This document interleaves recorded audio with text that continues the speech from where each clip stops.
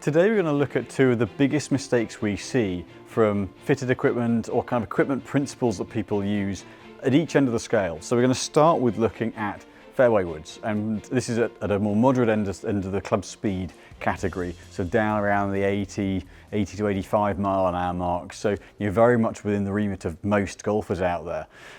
The principle that lower loft goes further. Now, this is something that we've heard so many times over the years. You know, someone's got a lofted wood, they hit really well, I want to hit it further, I'm going to get a 3-wood, you know, if you're playing a 5-wood, or a 5-wood if you're playing a 7-wood. With the principle being that it has less loft, therefore total distance, it must give me more yardage. So what I'm going to do, I've got my 3 and 5 woods, so they're relevant to my swing, but I'm going to swing them at this more moderate speed, and we'll look at what the differences are between the lower loft 3-wood and the higher loft 5-wood. Then afterwards we're going to have a look at the other end of the scale. If you've got a lot of speed, you know, you get fitted into heavy and stiff. Actually, is that appropriate? Not all the time is it that if you've got a lot of speed, do you need a really stout, heavy club? So we're going to look at both ends of the scale and give you an insight into why something may not be appropriate, even though historically principles say so.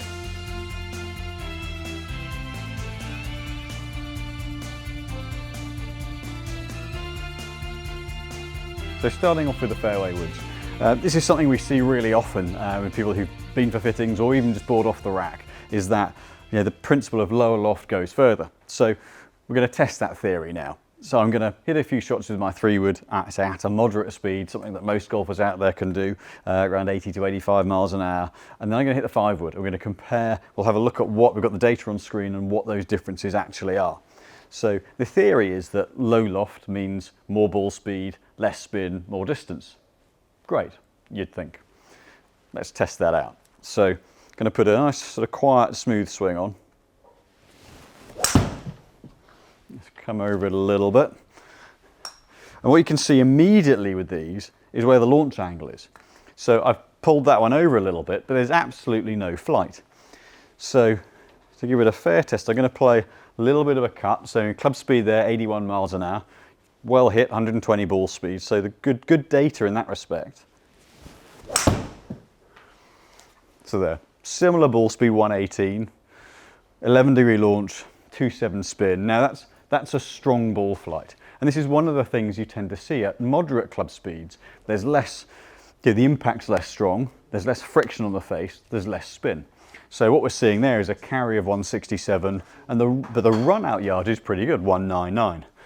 But it's a flat ball flight. So unless you're really getting that elevation, if you slightly miss it, that carry distance goes through the floor. So what happens when I move to my 5-wood? Now we've got more loft, so we're going to see that flight go up. And so this is something where, again, most people would say, well, you've got more loft, it's not going to go as far. So what you do by using loft at moderate speeds is you buy yourself forgiveness, because once it gets up in the air, it can carry. If that carry distance tails off, we're getting into winter time here, you get no run. So actually the low spin of the run out becomes irrelevant because it's not actually staying in the air long enough. So with more loft, you get more height. You get a bit more forgiveness because of that loft as well. But the shorter shaft of a 5-wood can often make it easier to strike.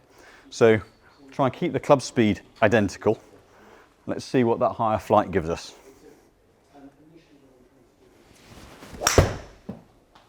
So a little heavy from a strike point of view, but ball speed 119. So yes, club speed's a little higher there, but I didn't strike it. So the ball speed is 9 identical within a mile an hour. What we can see there is the spin's the same, because I call it fat, but the launch angle's higher.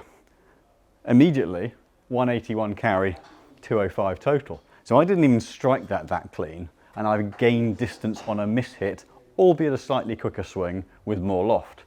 I'll do one more just to see, you know, cleaner hit, slightly quieter swing where it gets us, but ultimately I've not gained ball speed. So you'd think the only way to gain distance over a low loft is ball speed. Sometimes it's not.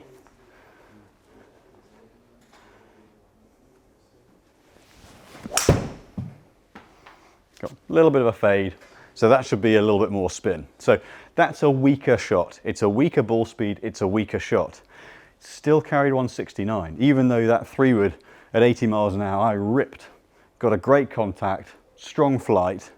Yes, the the run out is less because I've cut it away, but a missed hit or a weaker shot has gone the same through the air.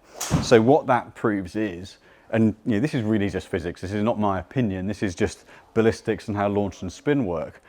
At moderate speeds, launch and spin is your friend to an extent. And you can always go too fast, so, but higher launch equals carry distance.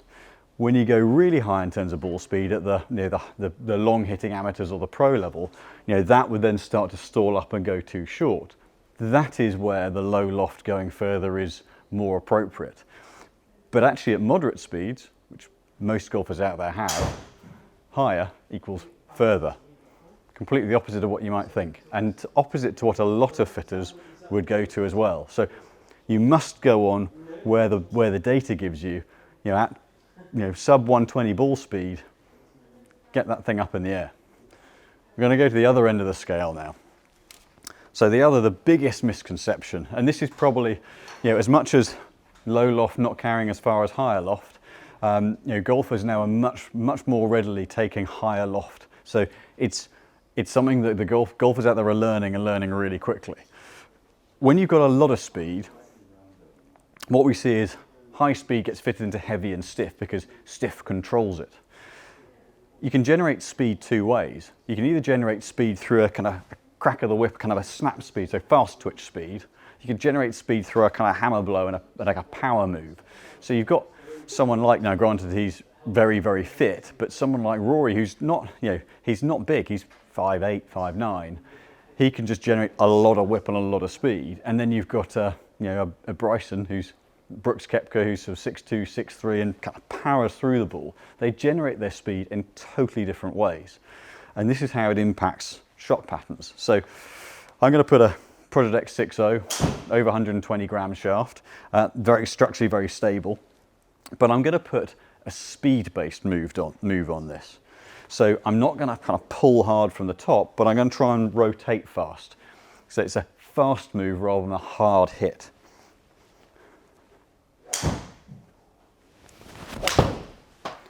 So really got my hips through fast, and what's happened? Ball's gone out right. So as I've moved quick, so the acceleration rate's fast, the club gets left behind. So because I'm not fetching it hard and pulling on the handle hard, it's a rotation speed, I'm not actually dragging the club through with me. So it gets stuck behind. I'll do that once more.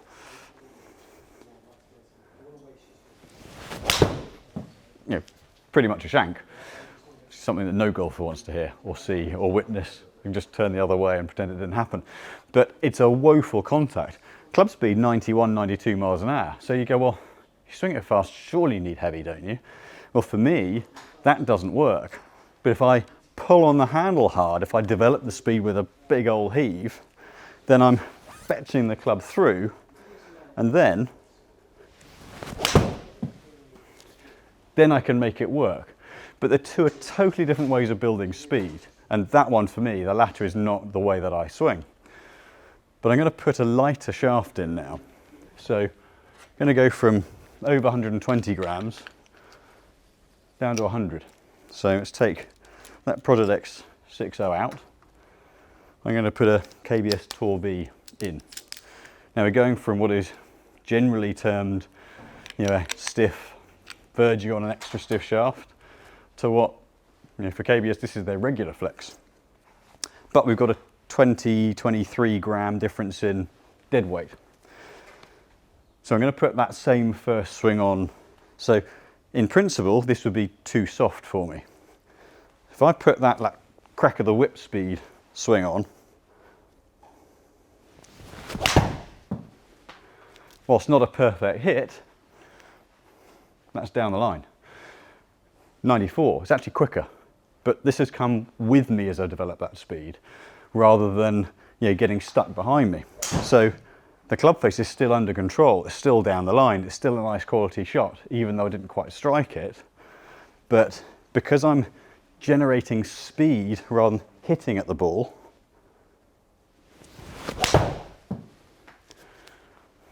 $100 grams is far better for me than 122. And again, that's down the line, it's the same flight, still a quicker club speed, but it's under control. We go the flip of that, and if I then pull on the handle and do what I had to do with the Project X to make it work, there's nothing there to pull against, and then we're right in the clag is the polite word for it. So what that shows, and that's actually a little bit less speed, but it's done with a pull on the handle rather than a whip of the hips. So what that shows you is that just because you have speed doesn't mean you need a lot of weight. There are some players that will, but there are a lot of players that the heavy weight actually hurts, and you're going to see much, much bigger dispersion. Equally speaking, if you're a kind of a dragger on the handle and a kind of power player, that's when the weight helps you, because the physics of it is there's a certain amount of energy going into the handle, and depending on which muscle groups you use and how you build that speed, the inertia in the club has to match that, and they're two completely different ways of building that speed.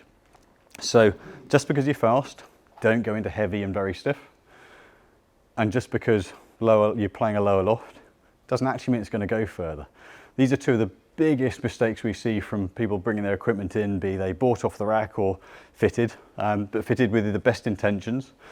But the old principles we now know don't work. So make sure you get the right equipment for you, not what convention says. Ultimately, we're all different. We all swing differently. We all move differently. We all use different dominant muscle groups. So it's got to be what's right for you, not what the old rule book says.